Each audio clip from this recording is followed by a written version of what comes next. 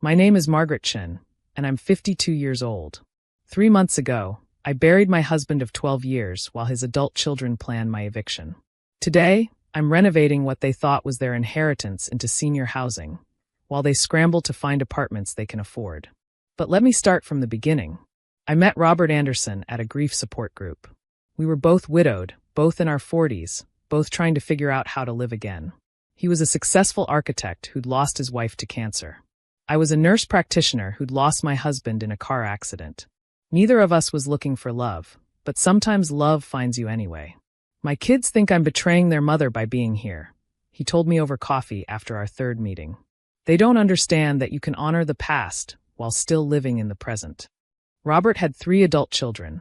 Melissa, 35, a real estate agent who'd inherited her mother's sharp tongue. Bradley, 33, a financial advisor who saw dollar signs in everything. And Kyle, 30, who'd never held a job longer than 6 months and lived in his childhood bedroom.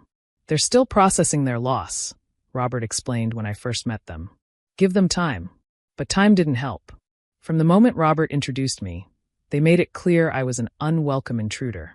Dad's just lonely, Melissa said within earshot at our first family dinner. This won't last. She's after the house, Bradley added, calculating its value on his phone. Look at her, she's obviously not his type. Kyle just glared, clutching a photo of his mother like a shield. Despite their hostility, Robert and I built a beautiful life together. We married 2 years after meeting, a small ceremony his children refused to attend. We traveled, volunteered at the hospital, and filled the house with laughter again. The house, that massive colonial in Westchester that would become the center of everything, had been in Robert's family for generations. 6 bedrooms, 4 acres, worth about $2.8 million in the current market. His children had grown up there, and clearly considered it their birthright. I'll never sell this place, Robert told me early in our marriage. But I want you to feel like it's your home too. I tried to make it our home. I maintained the gardens his late wife had planted, preserved the family photos on the walls, and never changed the children's rooms. Even Kyle's, who at 30 was still living there rent-free, treating me like an unwelcome guest in my own home. Don't go in my room, he'd snap if I tried to clean. And don't touch Mom's things. Kyle, your mother's been gone for 6 years, Robert would say gently. Margaret is my wife now. This is her home too. She'll never be family, Kyle would respond, slamming his door. The others were no better. Melissa would visit only when she needed money, always reminding Robert about preserving the family legacy. Bradley called monthly to discuss estate planning, which meant ensuring I got nothing when Robert died. You need to think about your real family, Bradley said during one visit, sliding papers across the table.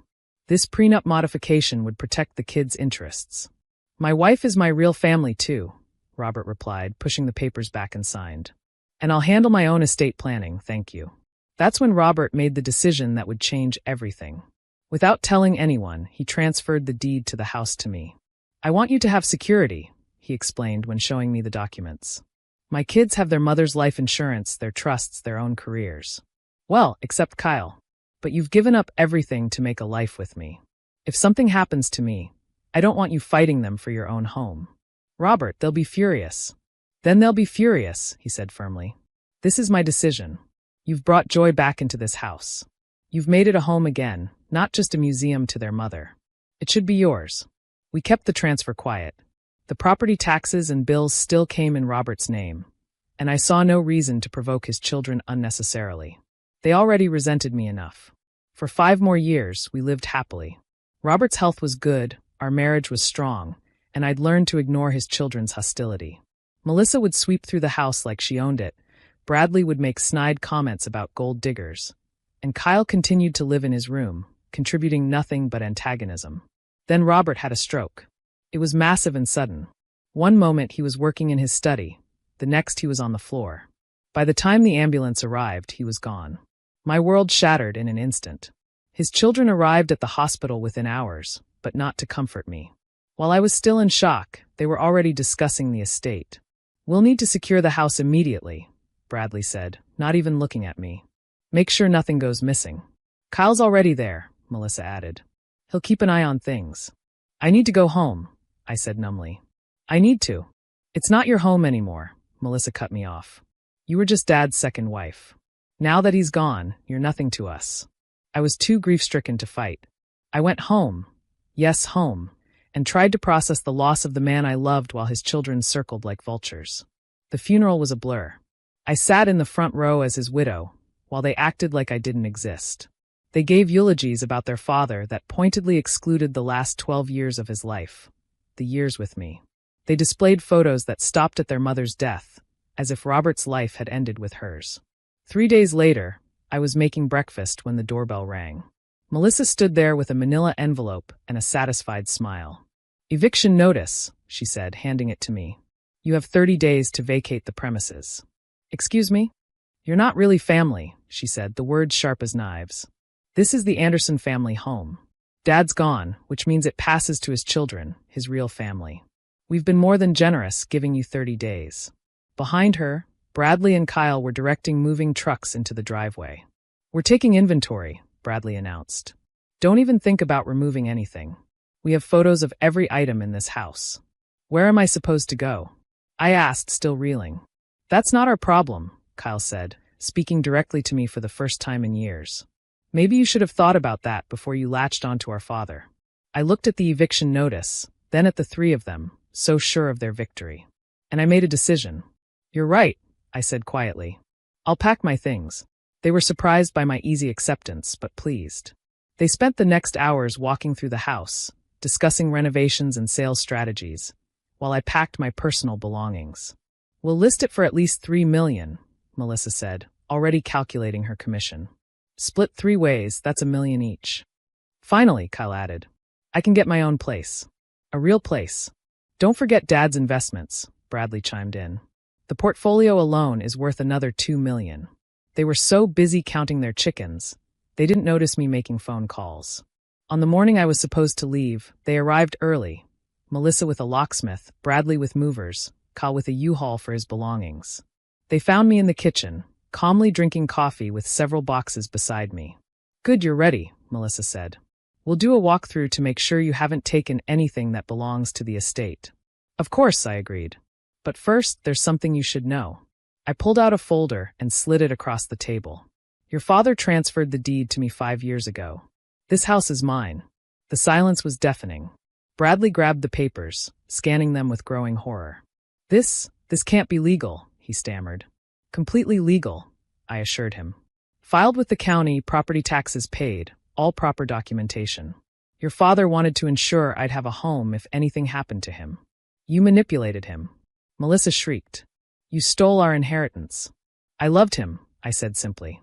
"And he loved me enough to make sure I'd be secure. The house is mine. You have 30 days to vacate my property." But I live here," Kyle said, his voice small. "You've lived here rent-free for over a decade," I replied. "Your free ride is over. 30 days. They tried everything. Lawyers who confirmed the transfer was legitimate. Accusations of elder abuse that fell apart when they realized Robert had been in perfect health and sound mind when he made the transfer. They even tried public shaming, posting on social media about the evil stepmother who stole their childhood home. It backfired spectacularly. Comments poured in from people who'd known Robert, who'd seen how his children treated me, who remembered how they'd refused to attend our wedding or acknowledge our marriage. "Those kids were horrible to her," one neighbor posted. Robert would be disgusted by their behavior. Bradley was the first to crack. His financial advisor image couldn't survive the scandal of trying to evict a grieving widow. He came to me privately, begging for time to relocate. "I have a reputation," he pleaded. "If this gets out to my clients..." 30 days, I repeated. "Just like you gave me." Melissa held out longer, convinced she could break the deed transfer in court. But every lawyer told her the same thing. Robert had every right to transfer his property to his wife. Her real estate colleagues started avoiding her, whispering about karma. Kyle was the most pathetic. At 30, he'd never paid rent, never learned to cook, never really grown up. The prospect of actual independence terrified him. "Where will I go?" he whined. "I can't afford an apartment." "Maybe you should have thought about that before you told me I wasn't really family," I suggested. They all moved out within the 30 days. Bradley to a small apartment, Melissa to a rental, and Kyle to a friend's couch. The moving trucks they'd brought for my eviction ended up carrying their belongings away. But I wasn't done. The house was mine, but it was too big for one person and held too many memories. So I did something that would have made Robert proud. I converted it into senior housing. Not a nursing home, but affordable apartments for elderly people who needed community and support. I named it Robert's Haven. The renovation took 6 months. I converted the 6 bedrooms into 8 smaller units, added accessibility features, and created common areas where residents could gather. I kept Robert's study as a library and maintained the gardens his first wife had planted. Not out of obligation, but because beauty should be preserved. The opening was last month.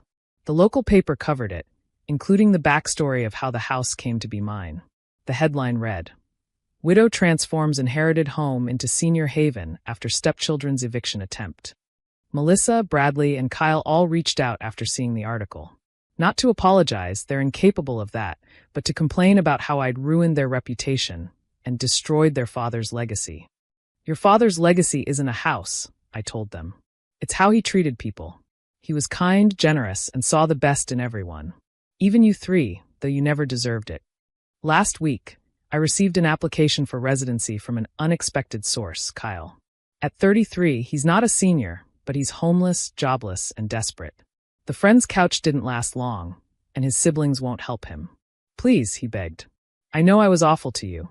I'm sorry. I need help." I looked at this man who'd made my life miserable for 12 years, who'd tried to throw me out of my own home 3 days after I'd lost my husband. And I made a decision Robert would have been proud of. "I can't give you residency," I said. "This is senior housing. But I need a groundskeeper. It pays minimum wage plus a small apartment above the garage. You'd be responsible for maintenance, gardens, helping residents. Think you can handle actual work?" He took the job. He's not great at it yet, but he's learning. Sometimes I see him helping residents with groceries or watering the gardens, and I think maybe there's hope for him yet. Melissa and Bradley haven't spoken to me since the article. I hear through mutual acquaintances that they're struggling. Melissa's real estate business suffered from the scandal, and Bradley lost several major clients. They got their mother's life insurance and trusts. But somehow that's not enough when you've spent your whole life expecting more. My name is Margaret Chin. I'm 52 years old. I was married to a wonderful man whose children tried to erase me from his life the moment he died. They handed me an eviction notice 3 days after his funeral, so certain of their inheritance they'd already brought moving trucks. They forgot to check who actually owned the house.